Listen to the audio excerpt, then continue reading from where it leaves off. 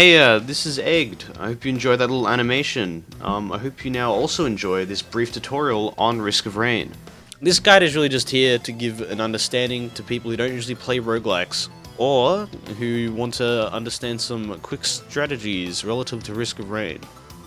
Think of this video like an extended version of the game's original tutorial, the pretty much non-existent one. Risk of Rain is a roguelike made by Hopu Games. If you don't know what a roguelike is, think of like Flappy Bird, or, you know, just some random classic arcade game. You play until you die, or in a lot of other roguelikes, kill the final boss. Once you die, you lose everything and you have to start from scratch. Though, like in a lot of other roguelikes, progress is made by unlocking new characters and items and other things like that. Each time you attempt to beat the game, each run, these runs will be different, with each run earning you new items to unlock and use in next runs, new runs. With these newfound items, newer possibilities become available on your next run. More options, more ways to play the game, it works quite well. This is what roguelikes are like. The way that Risk of Rain makes its runs differ from each other is by having alternative stages, alternative spawn locations for items, teleporters, drones, and many other things. Okay, in this next part, I'm going to go through like a typical first timer's first run and what usually happens. This may not be accurate to you, it may not be even accurate to me. Let's just have a little look at it, because this will give good points on what not to do and what to do. Boom, there you are, you've been thrown into the realm of Risk of Rain. Your mission is to finish the job you started. End the family lineage that you started to kill in the first game. Go play the first game, it's fun. Killing the natural wildlife earns you money, and with your blood-coated hands you can now open the chests scattered all over the map. Once you locate your loot, you can locate the portal, and oh crap, you spent 20 minutes finding chests on stage 1 and boom, you're dead. And that's why you're watching this. Now, I'm gonna go through the ideas of timing, and this is like 80% of the gameplay, so you should really pay attention to timing within Risk of Rain. Risk of Rain is a timing-based game. You see this damn counter? Pay attention to it. Risk of Rain's enemies get exponentially harder as the game goes on. So, you have to make yourself more powerful than this exponential curve before it catches up to you. Like this brief guide, you gotta be quick. You only want to spend roughly around a difficulty per stage, though this can vary. Maybe you found a good 3D printer and you're grinding for some cool new items, or you're even grinding for some cool red item that will fully change your run. This is all okay to do, you just need to be able to justify that wasted time for the benefit. You must always be able to make yourself more powerful than the enemies you have to fight. Now, as you hear, I've been going on about timing and how important it is. I'm going to go in and how to give you a bit of wriggle room. Because if you have wriggle room, you can give yourself room for errors, room for extra looting. This is very essential, since no person is perfect, and, you know, more items, the more likely you're going to win, obviously. So if you've got more time for that, that's good. Anyway, I'm going to go into this now. Vigilance.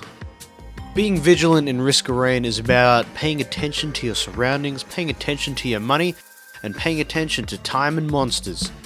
You need to take into account where everything is to do things more efficiently, thus making more wriggle room. A strategy I use, but is more for if you're going to be playing on more of a monsoon level. Like, if you're going on Rainstorm, you can do this a bit more casually, but anyway, okay, the strategy, here it is, I'll tell you it now.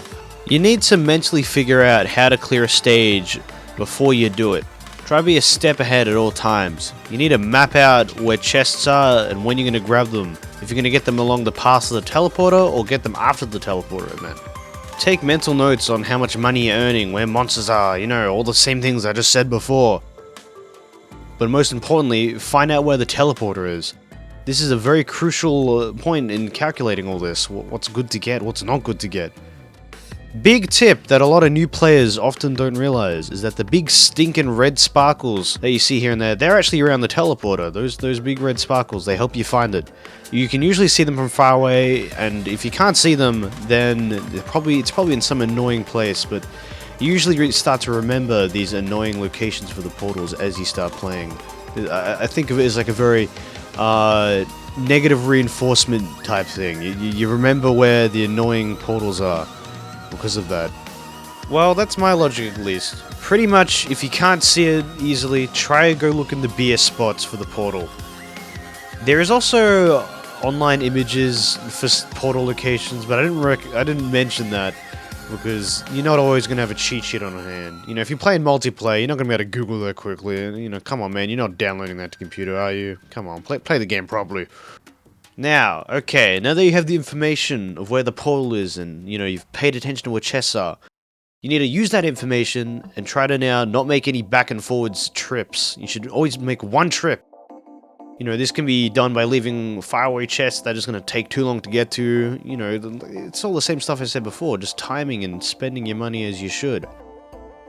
A way that I play, this is kind of like my own little strategy that works well for me, is to really speed through the first 2 stages, but still grabbing items near the portal but on the way, but really just prioritizing getting through the stage and not bothering with items, really.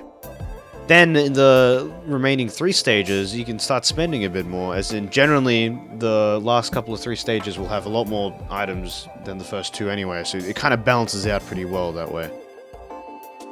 That's just like a little strategy for me. It may not work for you, it works for me well. Okay, timing is done. Oh, no, I mean Vigilance. That last part was Vigilance. See, they're very relative to each other when you're talking about them. I really probably shouldn't have categorized them like that. Anyway, I'm gonna go into talk about items now. Items are very important, very obviously, since this is a big part of the game, big part of it. Though they are a big part, I'm gonna be very brief about it, and not really go into any real detail, since it's a lot to unpack. There are so many items in the game, and there are a lot of other tutorials that go more in detail. Like I said, this is a very brief tutorial. It's really just the concepts of how to play, I guess. So anyway, instead of explaining them properly, I've made a little tier list. This tier list is for pretty much all the characters, and it is very general. Like, these tier lists would not be accurate for all the survivors individually, but together, it would roughly be right. Like, that little funny bungus, that little green mushroom in the C tier, that would be on S tier if you were playing engineer. Stuff like that. Like, stuff is very different between each character. You'll figure that type of stuff out there as you keep playing, as, you know, you'll just learn. So remember, this is my own personal list, so what works for you may be different. Just, you know, play the game. There's 11 playable characters in Risk Rain, but hundreds of more ways to play each one of them because of unlock abilities and, you know, different items. There's millions of ways to do this game. So just experiment, have fun with it. That's what I say to items. So that's the end of the video. I hope you enjoyed watching it. It was very brief, it was meant to be. You can probably tell that I was writing this as I was reading it, because I got a little bit sloppy at the end, and even now. Either way, the best way to get better at things is just to continuously do it. You know, keep trying, don't give up. You know, like I'm gonna keep trying and getting better at animating. I'm gonna go do some of that right now. So you know what, see you for now. Maybe I'll make another video, you'll see. Bye!